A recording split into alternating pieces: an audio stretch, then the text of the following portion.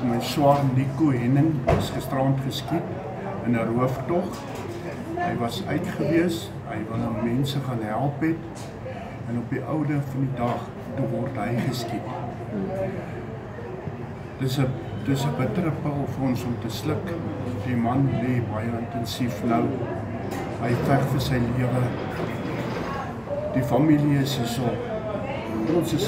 Ons is almal baie hartseer.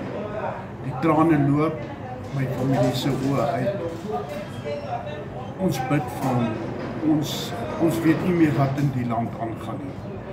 Mense word geskiet, mense se kele word afgesny.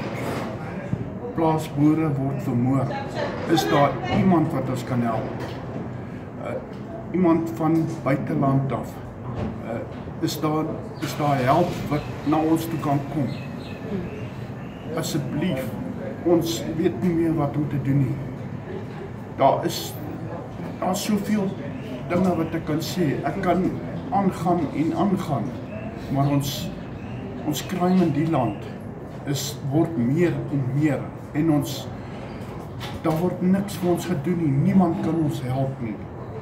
Asseblief mense, kry vir ons 'n oplossing.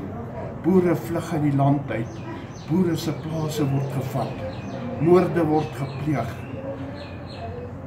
Ek vra asseblief om hemelsnaam, help ons.